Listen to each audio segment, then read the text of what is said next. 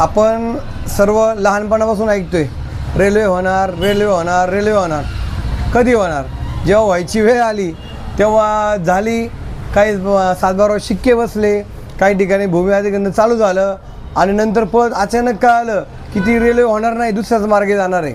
खरं तर नारायणगाव पुणे हा ट्रॅफिकचाही खूप मोठा प्रश्न आहे. आणि त्यानंतर इथलच्या शेतकऱ्यांचा माल पुण्यात जावा, इथलची मुलं सकाळी पुण्याला कॉलेजला जावेत, परत संध्याकाळी घरी यावेत. त्यानंतर इथलचे जे लोक आहेत ते पुण्यात जाऊन पुण्यात कामाला जावेत, संध्याकाळी घरी यावेत. या गोष्टी फार महत्त्वाच्या आहे. आणि ऑलरेडी रेल्वेला खूप लेट झाले. म्हणजे रेल्वे माझ्या मते 15 ते 20 वर्षापूर्वीच अगोदर यायला पाहिजे होती.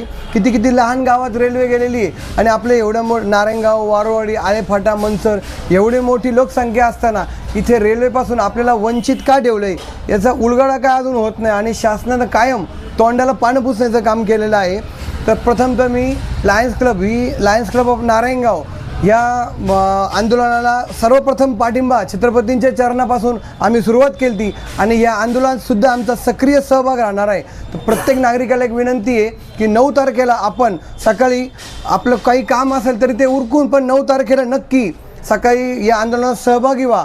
आणि लायन्स क्लब आणि विविध संस्थेच्या सहभागी होणार आहेत. कारण आपण पेटून उठल्याशिवाय या प्रश्नाची कोणी दखल घेणार नाही. आणि मी सांगतो, जर हे आंदोलन जर झालं आणि परत आपण विसरून गेलो तर रेल्वे होणार नाही. हे आंदोलन कायम जोपर्यंत रेल्वे होत नाही तोपर्यंत हे आंदोलन चालूच राहिलं पाहिजे.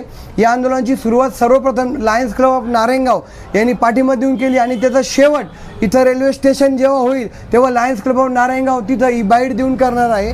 एवढं सांगतो, प्रत्येकाने आंदोलनाला या आणि पाठिंबा द्या, एवढीच विनंती. उद्याच्या आंदोलनाची रूपरेषा काय राहणार आहे, किती वाजता चालू होईल आणि काय काय असणार आहे त्याच्यात? उद्या 9 वाजता सकाळी 9, 9:30 नारायणगाव, आळेफाटा, मनसर, खेड, चाकण, बऱ्याचशा ठिकाणी संगमनेर, बऱ्याचशा ठिकाणी मेन चौकात रस्ता जाम करून हे आंदोलन होणार आहे. सर्वांना विनंती आहे की आपण सर्वांनी उद्यासाठी वेळ काढावा 9 तारखेला आणि नक्की यावं. जर रेल्वे झाली तर इथल्या विद्यार्थ्यांना, इथल्या खेळाडूंना, इथल्या माता भगिनींना कमी वेळेत पुण्याला जाऊन येता येईल आणि कमी खर्च जाऊन येता येईल. यामुळे अनेक खेळाडू भविष्यात इथं घडतील, अनेक चांगले विद्यार्थी पुण्यातलं योग्य मार्गदर्शन घेऊ शकतील. यासाठी ही रेल्वे होणं गरजेचं आहे.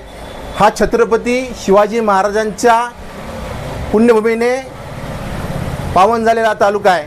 इथून हे आंदोलन छेडलं गेलेलं आहे. आणि जोपर्यंत ही रेल्वे पूर्ण होत नाही तोपर्यंत हे आंदोलन बंद होणार नाही. कारण आम्हाला छत्रपती शिवाजी महाराजांची शिकवण आहे, जोपर्यंत आपला न्याय मिळत नाही तोपर्यंत आपण मागं हटणार नाही.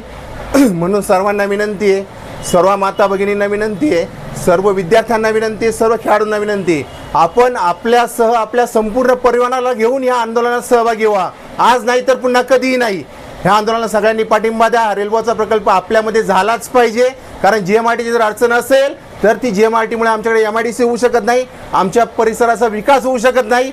जर रेल्वे आमच्याकडे येणार नसेल तर GMRT आम्हाला नको आहे.